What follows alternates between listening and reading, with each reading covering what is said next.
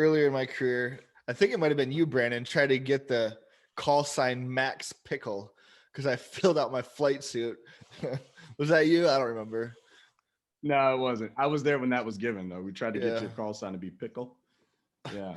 Well, you know what the flight suit looks like, Jay. It's a green, right? And he was stretching. The thing about it, though, there was somebody else that was really testing the tensile strength of the flight suit. So we couldn't pick on you, because you're huge, you're bigger than us. But the other guys, we definitely could, because they were worse, man.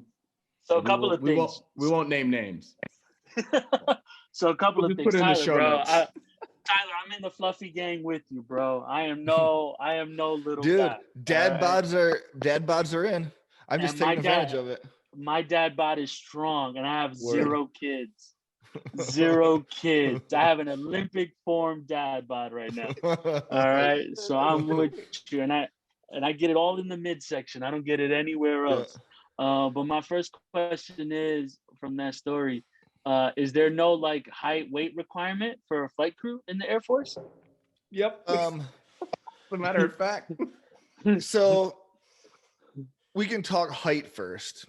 Yeah. And they break it down pretty good, right? And a majority of it's sitting height for the training aircraft primarily. You know, I was disqualified from a couple other branches because of my sitting height.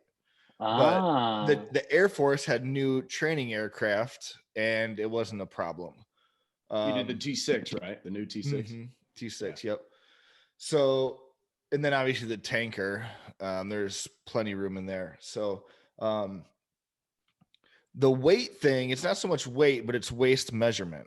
And I spent the first 9 years of my career as a mechanic, and not even really like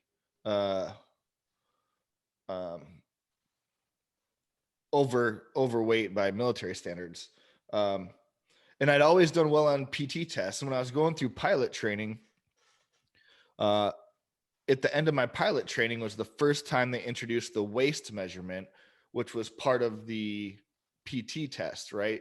Push-ups, sit-ups, run, and waist measurement. Well, I had always done really well on the PT test. And right. I never measured my waist, like, you know, because of my size, like I didn't really even think it was even a borderline thing. And then literally at the end of pilot training, 2 weeks before I'm supposed to walk with my class, we have a PT test, and I failed it because of my waist measurement. Because it's like it's a cut and dry number, and I was, you know, half inch or an inch over. So yeah, they wouldn't let me walk with my class. I had to graduate with the next class, which, you know, is kind of a bummer. Some of these guys flew down for it and proceeded to make fun of me for the rest of my career. Without question. I remember that. Yeah. I wasn't one of the guys that went because I didn't know Tyler that well. I had gotten to the unit, interviewed, and got hired while he was gone.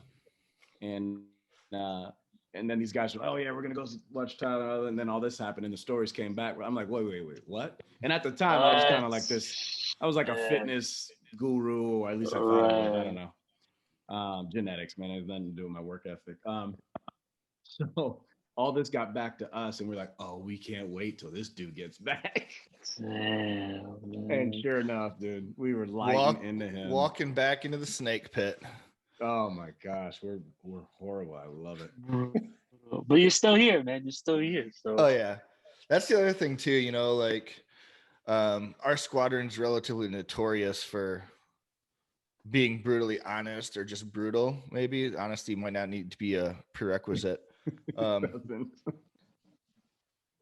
I was talking to a buddy, him and his wife actually, years later after he'd gotten out, and she's like, I hate how you guys talk to each other. And I'm like, you know, I see what you're saying, but it's kind of prepared us for life. And the fact that there's nothing that somebody can throw at us verbally that's really going to affect us. Right.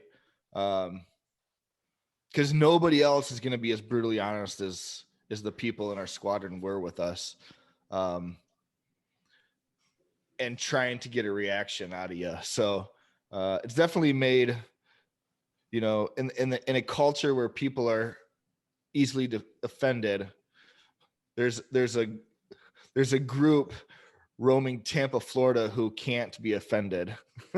Literally, we've got the thickest skin I have ever seen. We are so, and then, you know, coming from New York, you think, you know, you got the dozens, you grew up just kind of with that. Until here, like I found home. I'm like, oh, wait, we can really get after each other. And I think it honed some serious relationships, like in a good way. Like brothers and sisters, man, we're after each other, but we love each other at the same time, and would do anything. And we've seen it, obviously. We put our lives in each other's hands.